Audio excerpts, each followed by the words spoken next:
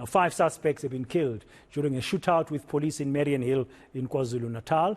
That was earlier today. One of them was wanted in connection with a series of murders and other violent crimes. He was also linked to the Mariannhill scrapyards murder, where 5 people were shot and killed in 2 separate incidents in February this year.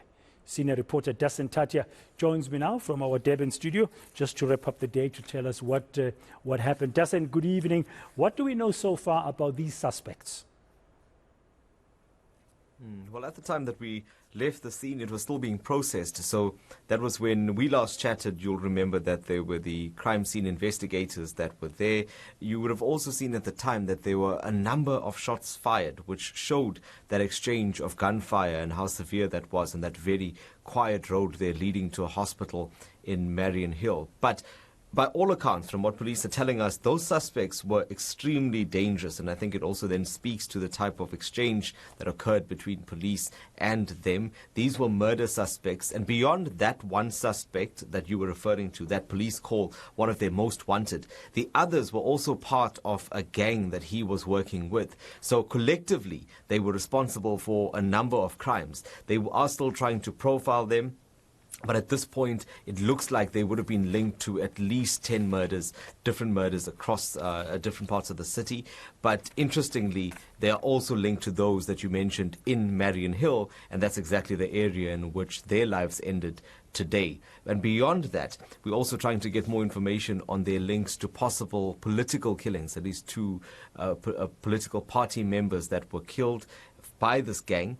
That was also those were also some of the crimes that they were linked to. So police are confident that they have the men that were involved in these murders, and this is what the SAPS in KZN had to say to us when we asked them to tell us about the profile of those that were killed. They are also wanted for a series of violent crimes, including murders and armed robberies. They are also linked to certain crimes where drugs have been involved. So they've been a group that has been terrorizing Mariannhill and the entire eThekwini district. So yes, all of them, they've been on our radar for some time. Yeah, Justin, I mean, unlike some recent cases we've seen where police have been shot and killed by gunmen, this time around it looks like they had the upper hand in this Mariannhill shootout.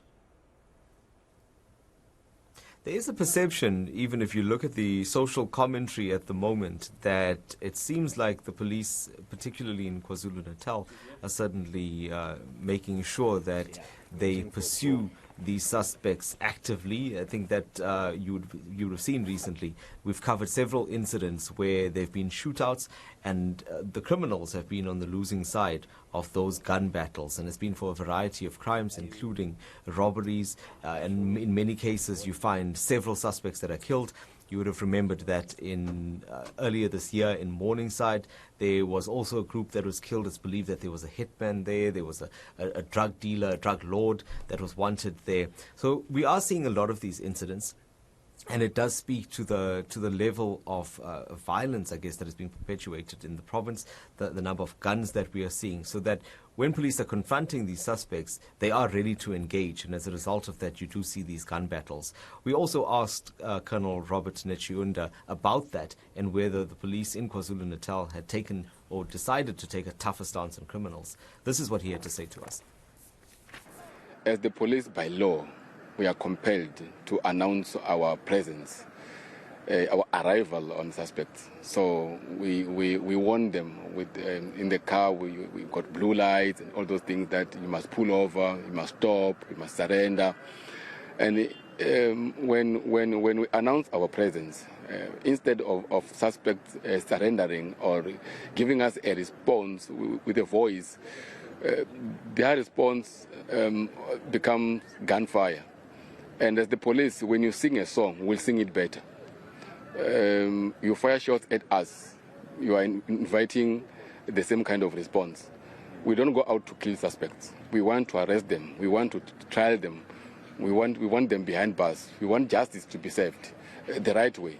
So if they choose the shortcut, no police officer deserves to die in the line of duty. That will only happen, unfortunately, but not when we have something to do with it. You shoot at us, definitely we'll shoot at you, and strongly so.